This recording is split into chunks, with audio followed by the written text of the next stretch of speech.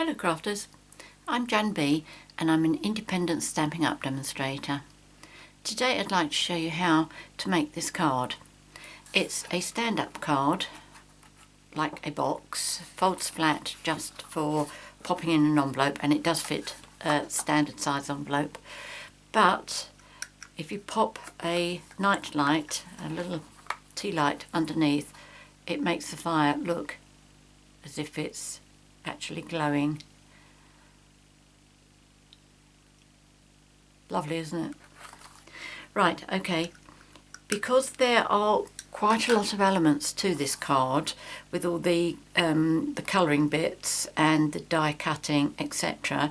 I've done quite a lot of the bits already, but anything that's a little bit different I've saved so that I can actually show you what I've done. Okay, so I try not to talk too much.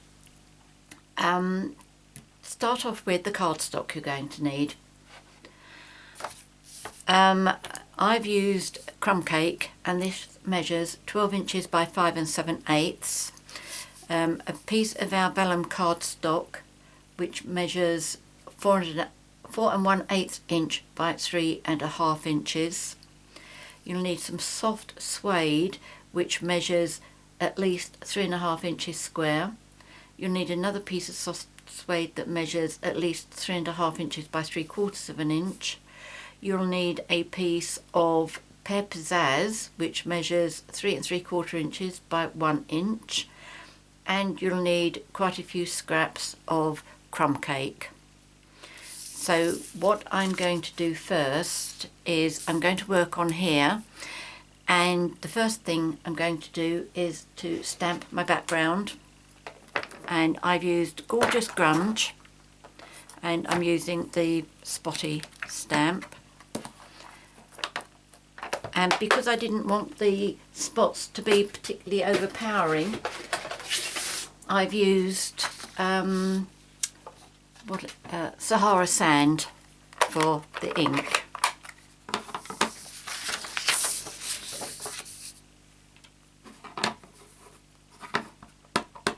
So I just stamped in a very random fashion all over.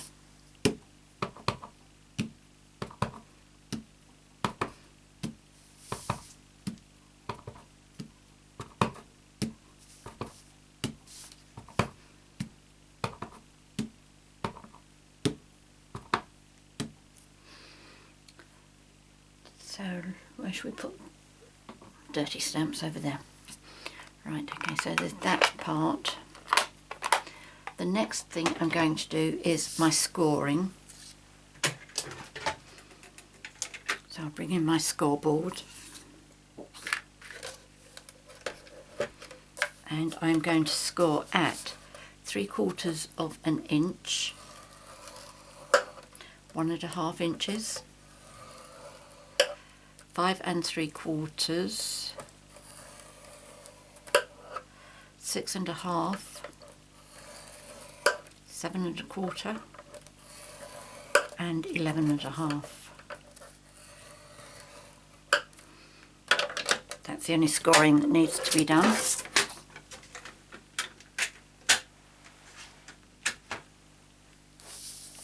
And the reason that that had to be done is because I need to know where I need my cutout for the fireplace. But before I do that, I'm going to stamp my sentiment, which is Happy Christmas, and that comes from Oh What Fun. Got some brilliant sayings on this one, but this is the one I'm using for this. And I've lined my Stampin' up already. I just find it easier. And I'm just going to pop it up here in the top right hand corner. And if you remember to get your right sides here, where you have the two score lines here, the big piece next to it is going to be the front of your card. Okay, not the one that's got the one line, but where you got the two lines. Okay, so that's front. So I'm just going to line that up there, and I think I stamped this with Crumb cake. Let me just double check that. Yes.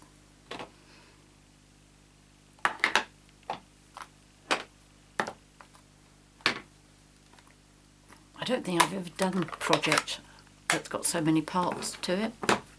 Well, certainly not on a video anyway. Right, so I think I'm happy that that's straight. Make sure my paper's straight, that helps. Yep, that should, oops, don't move it. That should be fine.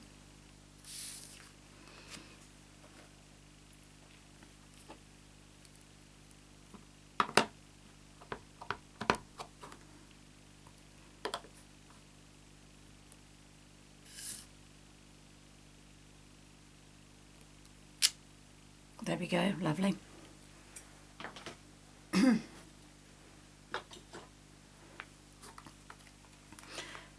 So I will bring my big shot in, and this is going to be the only bit that I'm going to be doing as die cutting in the video, because all the other bits I've done already. Right, so if we bring that up.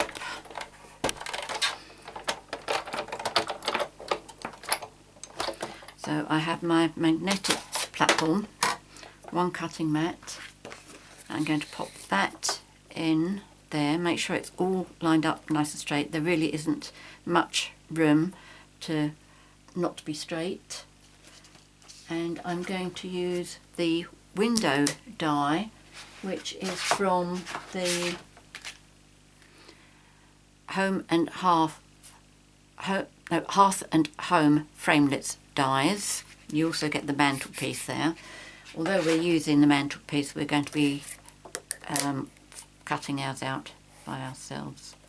Right, now what you need to do is to get this lined up halfway between that score line and that score line, approximately, and then about ½ an inch up,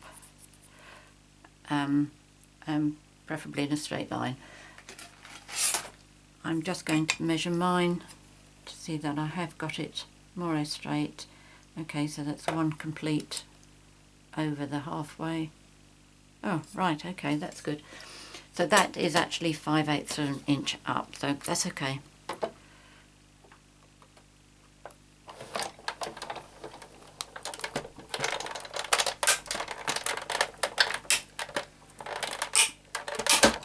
Gosh.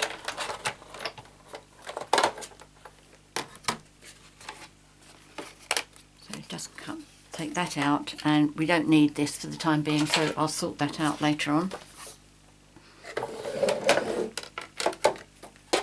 As I say, I'm not going to be doing any more die cutting for the video. Right, okay, so what you need to do is to take your 2 pieces of soft suede and stamp your Fireplace and also the mantelpiece. Okay, now to die cut it out, in fact I thought I decided that I would actually do this little piece of stamping.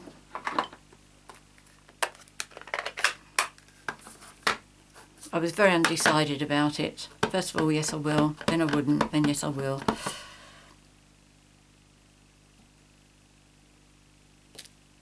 And I thought, well, I will do, because just to show you how close you need to go to cut the edges out. So just take a pair of scissors, and you need to cut this out like the Fireplace as well. Cut it out so that you really are on the brown line. Don't leave any spare bit like we quite often do. Okay, I've still got to do the bottom half there. I left that because I forgot that I was going to do this bit. So cutting it out, just cut on the brown line. If you make a mistake, make it from the point of view that you leave some spare on this side. Don't take all the brown off. We will sort it out anyway.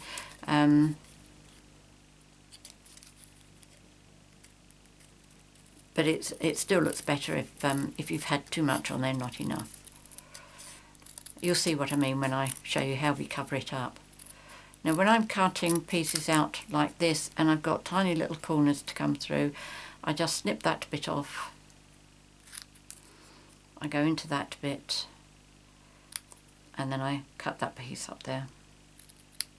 Okay, it saves trying to get round small corners.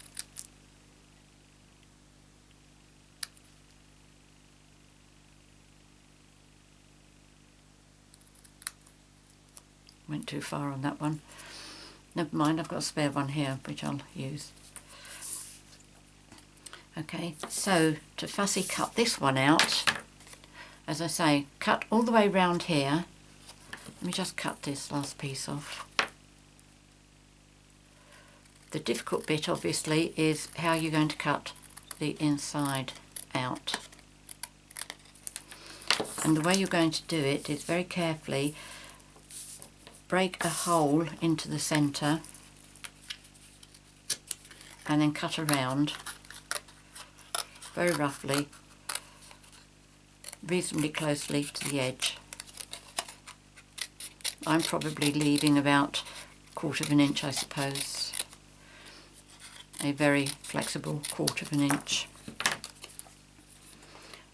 Now the next thing to do is just to take your scissors and cut diagonally straight into the corner on all four.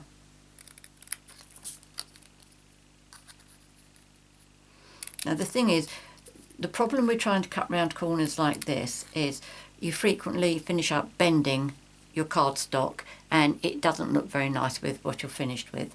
So the way to avoid this is, once you've done your four corners like this, just start anywhere along the side there where you can get in easily and go round in a curve. And then if you just cut down to where you did that diagonal line into the corner, you should find that that'll pop off. And then do the same here. You will finish up with a little bit sticking up, but that's okay. I'll show you how we get rid of that piece. But at least by doing it this way, you will find that you haven't bent any of your fireplace.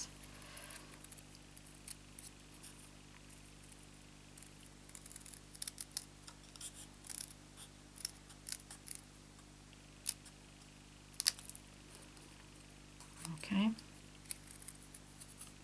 Nice straight lines, it's quite easy to cut.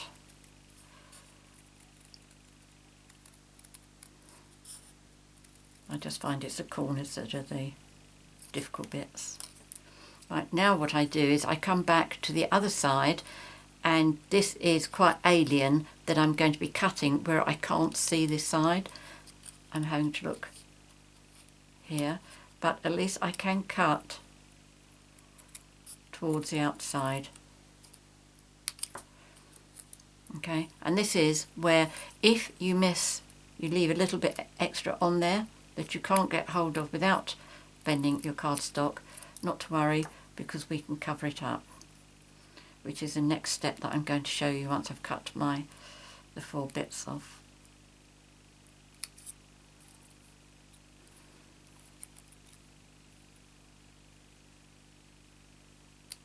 So.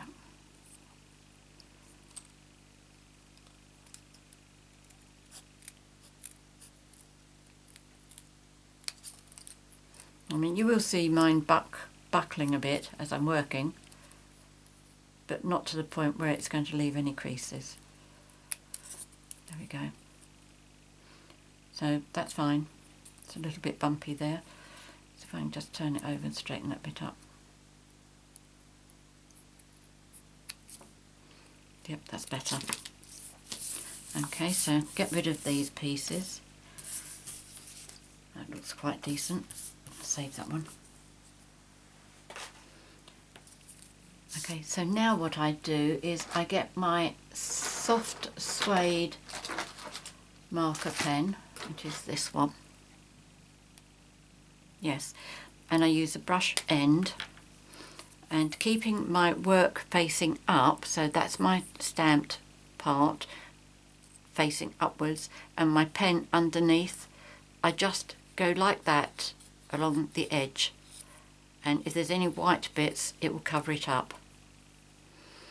If there's a bigger bit, just tilt your pen like that and it will colour in the plain bit. And the reason I do it from the underneath like this is because if my pen slips, it's going to slip and it's going to paint on here like I did just there. See that? That's because my pen slipped, but it's on the reverse side, so that's no problem. Now I've forgotten which bit I was doing. I think it was that and that, wasn't it?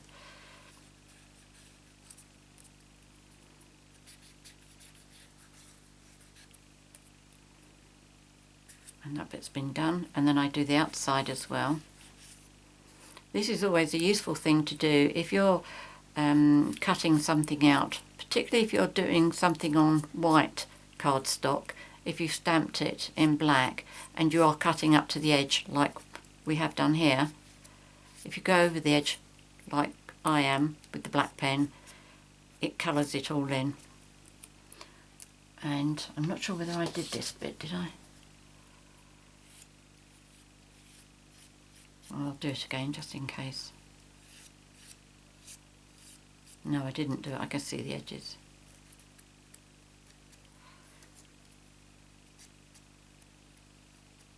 It just gives it a nice little finishing off touch.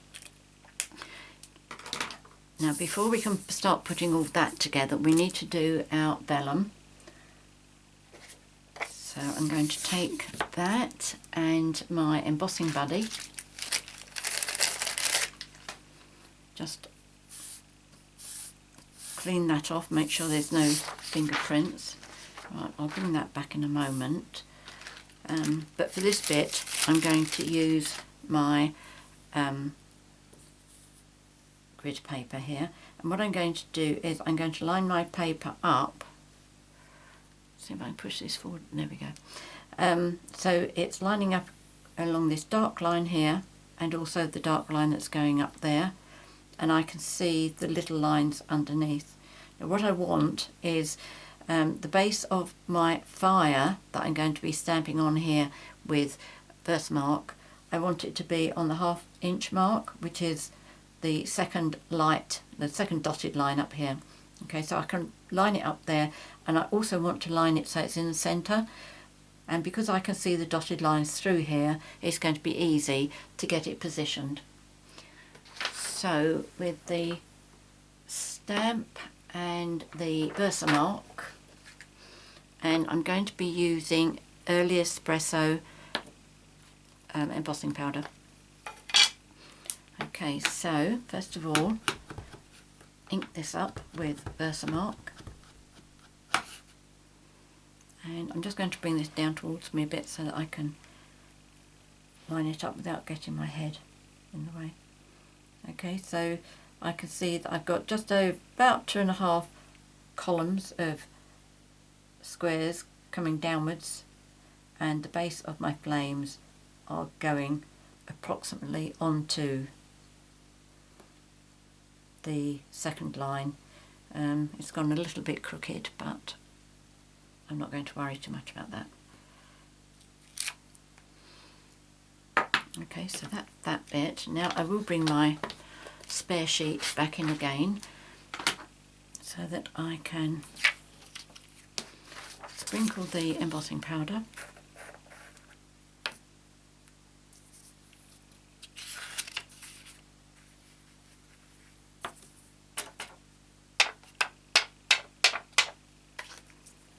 And pop that back into the little pot.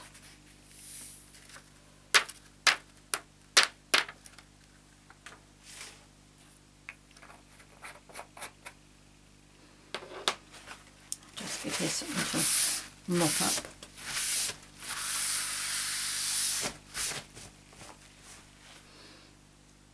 Now I'm going to heat emboss this, so it's going to go a bit noisy, but it does emboss very, very quickly.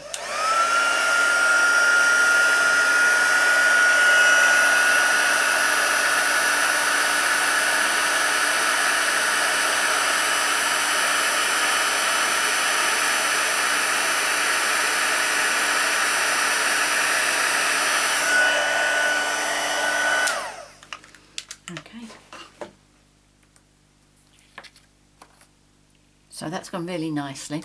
Now the colours I'm going to be using for this, it's crushed curry, pumpkin pie and early espresso, and I'm going to paint from the reverse. You can do it from the front, but if you do it from the reverse you don't have to worry too much about going over the edges or anything, and it really doesn't take long. So all I do is I go over all the flames first of all with the crushed curry, and once I get to the other side, having done all of the flames, I come back and go over them again to make sure that they've got a nice real deep yellow on them, making sure that I go over the lines but not over the edge.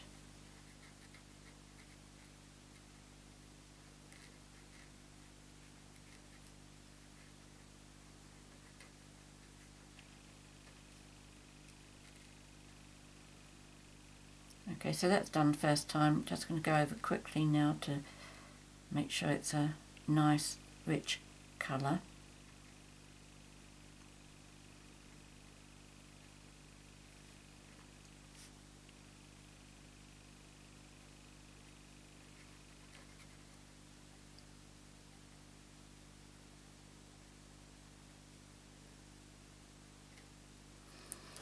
Okay, so that's the yellow. Now for the orange I want to do the lower part of the flames, so I'm just going to do little bits, about halfway I suppose, and then I will be coming back again to make the orange bit that little bit darker, but also so that I can make little lines coming up. I don't want it solid, but just to give a really good impression of the flames. Okay, so I'm going over it a second time and just a couple of little lines coming up to the top bits. Can you see what I'm doing? Okay. Can you see how I've done up to the top on the first two big ones? You still see the yellow side to side, but down this end they're still all yellow. Okay, so I just want to do some big lines in there and make the orange a bit darker.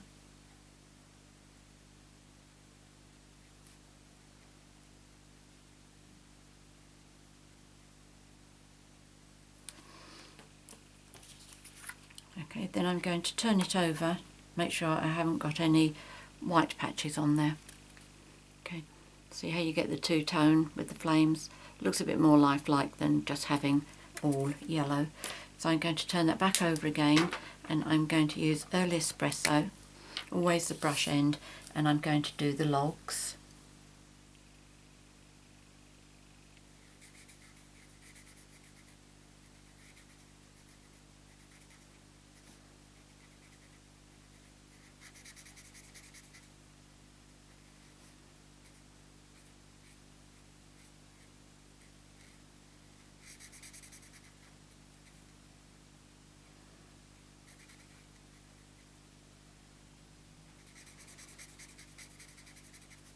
Now, it couldn't be easier really, could it?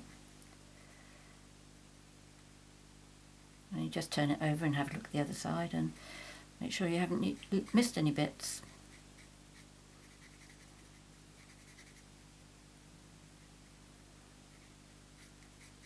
Obviously it doesn't have to be perfect, I mean it's wood. Okay, see, so I've got a couple of lighter bits on there and there.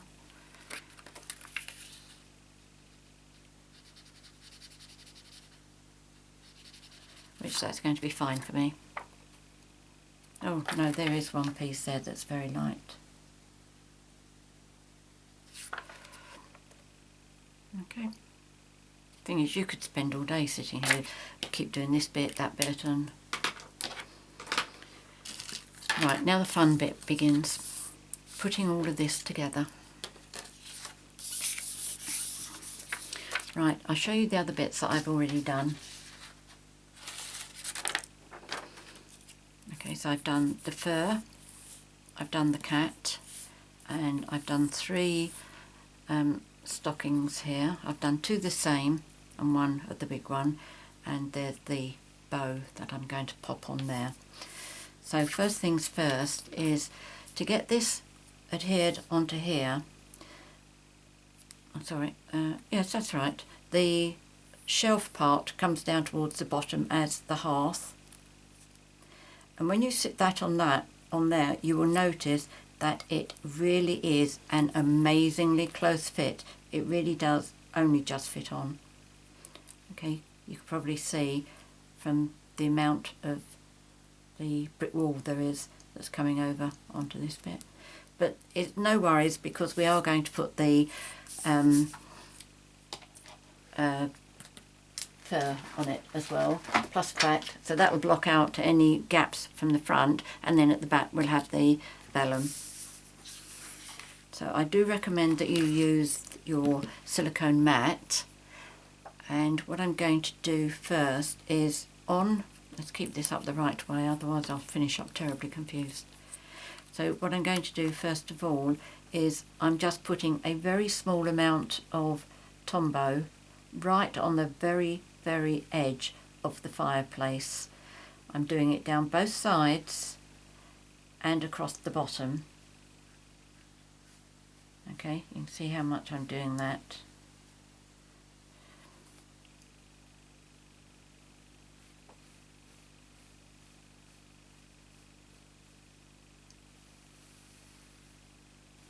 Now, because I can't afford for this to come oozing out, what I like to do is, on my scrap sheet of paper, I'm just going to, so that will take off any excess glue to stop any leaking. Whoops. Okay, so I'll bring that back in, and I'm going to fit this pieces here, the bumpy bits, those bits there, to fit over these bumpy bits, and I'm going to try and get it straight. But you need this level with these bits.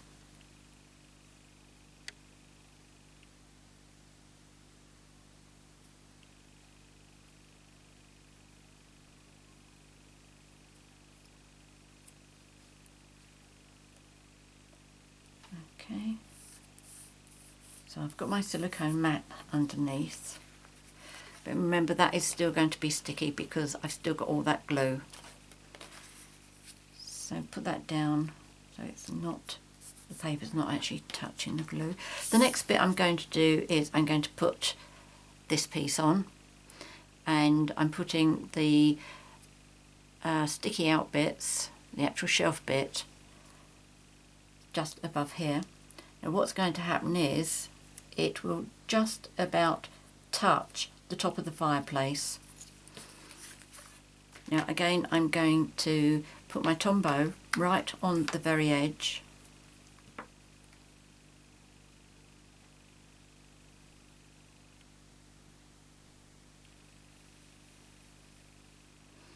Along the top and down both sides. And again, I'm going to just stamp that off onto my paper. I really don't want it leaking. Oh, come on.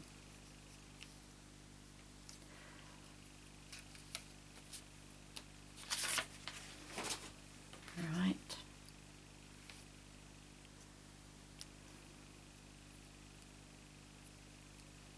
And then just make sure that that's about even. You've got the same amount overlapping there to that bit.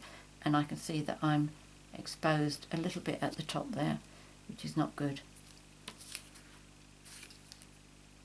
So what you need to do is to make sure that that top edge covers up any blank through there. But I'm not sure whether you're going to see this or not. No, I don't think you will. There's a gap in between there. I'll show you very quickly so that I can, yes you can. So I've got to pick up my mantelpiece and get it to stick down over that, because that is not going to be covered. Now you can see that I've got a big gap of white there, but that's alright because the fir cones are going to go there, so that will cover that. Okay, so let's do that bit next. We're going to pop that over there, and I'm going to, I think I'll put glue onto this bit.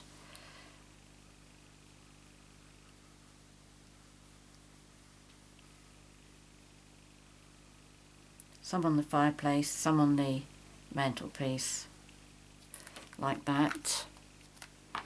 Then I'm going to pop this on.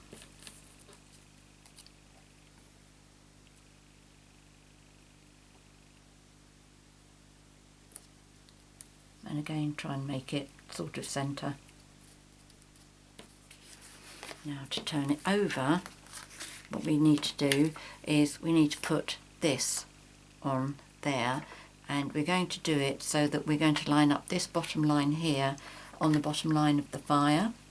Now this bit, obviously it's easier if we've got some white underneath it,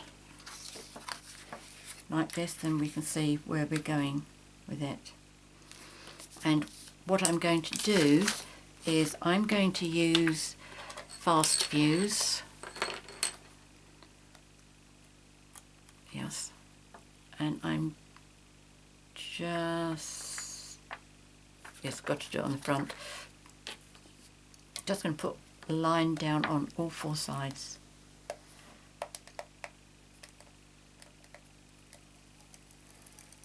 You could use Tombow if you wanted, but I'll show you the thing that I like about using fast fuse.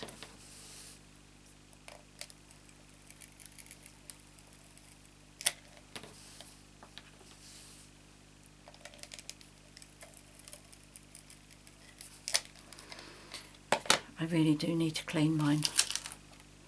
Okay, so I don't think I'll need that again. Bring this over.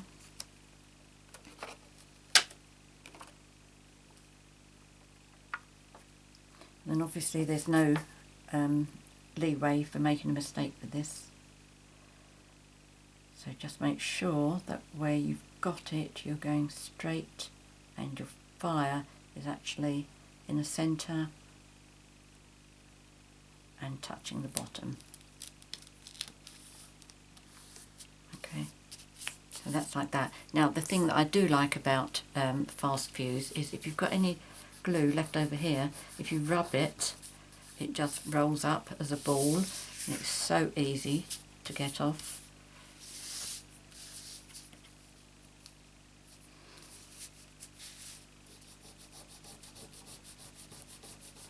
Like that.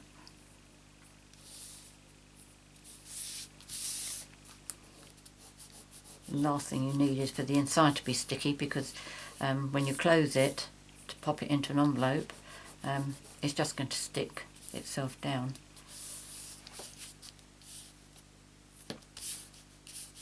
Okay, it does mean you've got a few bits here to collect up, but that's okay.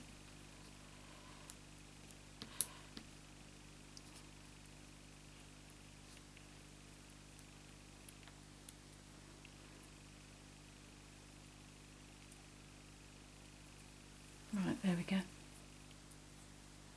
Roll it into one ball and then that's it, pop it off. Lovely. Okay, so that's what our fireplace is looking like now. So the other bits, we'll do them now I think. Okay, first of all I'm going to pop the bow on here.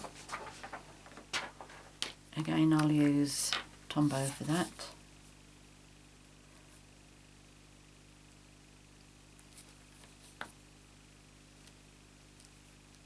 Oops.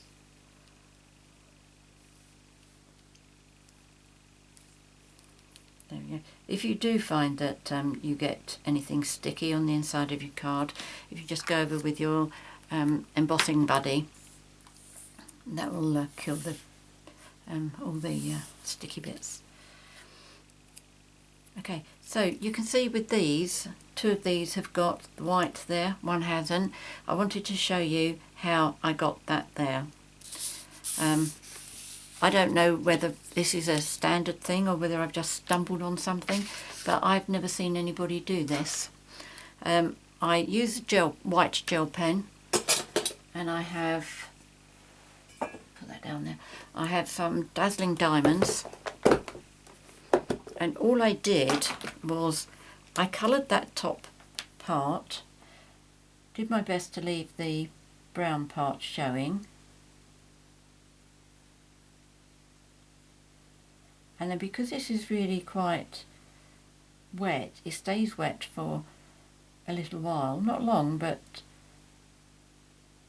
just a little while, but it is certainly long enough to pick it up and just dunk it in your Dazzling Diamonds, and then you get a nice shiny top. Okay, a nice little touch, that. Okay, so let's pop those on, and I'm going to use wet glue for these as well. Let's get my tweezers over. Life is so much easier with them. Okay, so I'm just going to put some glue on the top, and being very safety conscious, I'm not going to put these dangling in front of my fire. So that one, that's the big one, that can go by the side. This one can come a little bit over. I suppose I don't worry 100%, just nearly. And then the other one can come up here. Okay, these two socks, I have painted them, coloured them both the same. It's just that I started off with a green stripe, this one, and a red stripe, that one. Just makes them look a little bit different. And the colours that I've used here, sorry, the colour on the bow is Real Red, and the colour on the socks is Real Red and Cucumber Crush. Now the cat, everybody does the cat like he's got his back to us, but what I've done is I just took a fine liner pen and I drew an eye on here and a nose, and then I got my felt tip, not felt tip, my marker pen, is that soft suede? Yep, soft suede, and then, no, we did use this, didn't we? And then just flicked out some whiskers on that side. Now he looks as if he's facing front. I did also colour him, and for that I used Sahara Sand. Bearing in mind that obviously I did all my colouring while these were still on the sheet, rather than little pieces like this, which isn't quite so easy, but it's not impossible.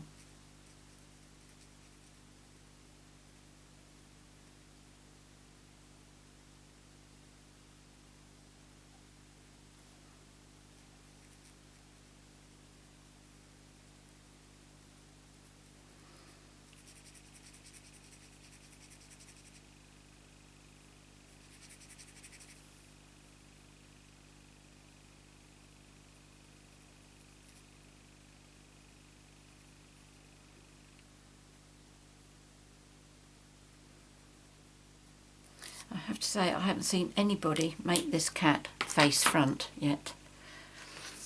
So I'm going to make him sit on there, but I'm going to use glue dots to give him a little bit of height. I don't want to use dimensionals because I think that'd give him too much, and his bottom would look as if he's floating, and I don't want that. But his tail has got a little bit of height to get over with the fur, so I don't want it to look bent, the cat that is. So there's that.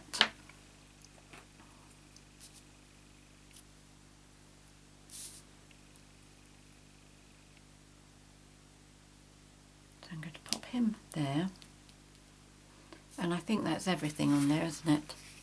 So all I need to do now is to actually put the card together. So what we need to do is, this fold needs to come in, and it is a good idea to use your bone folder. I'm sure, yes I did. Okay, so that's that one. The next one also goes inwards. Just make sure that everything lines up nice and straight. And then miss one, and then the next one goes in straight. I can see that I caught my paper on the big shot as I put it through as well. And then the second to end one goes inwards as well. Okay, can you see where that has got scrunched up a bit? Yes, you can. That's where I didn't get it positioned 100% when I put it through my machine, which is a shame. Let's see if we can smooth it out with our bone folder.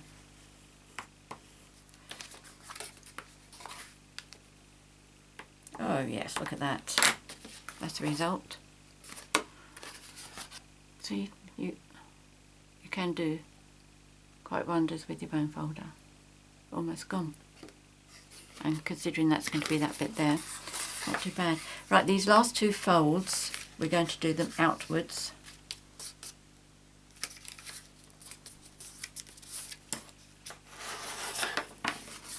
And that one is going outwards as well. And then the last thing we need to do is just to put some glue on that piece. Now it's up to you whether you put that behind the fold or on top of the fold. I prefer it to go at the back. And equally I'm going to use my fast fuse again.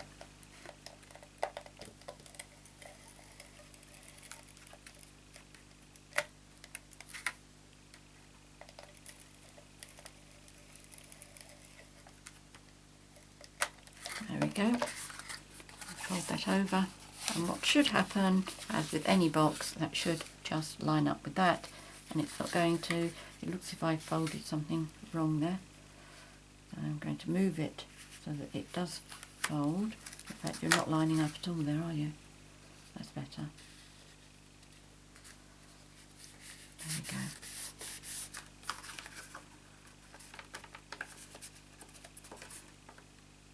That's okay, that's okay. It's that, isn't it?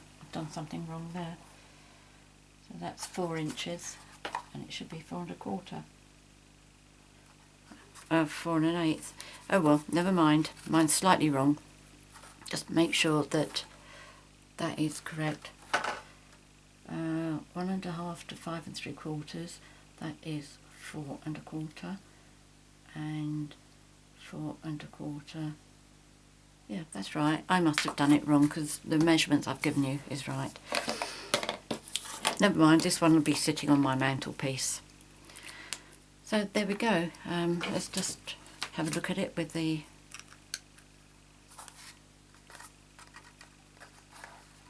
the tea light in there. There we go. I hope you like that, and I hope you decide to give it a try. There is a lot of work to it, but I think the end result is worth it, and I really hope you do too. So there we go, that's today's card. Many thanks for watching my video. If you have any questions, please get in touch and ask. I'm always happy to help. If you've enjoyed my video, please subscribe to my YouTube channel, which you'll find the link on the right hand side of your screen, although it may be underneath depending what you're watching the video on.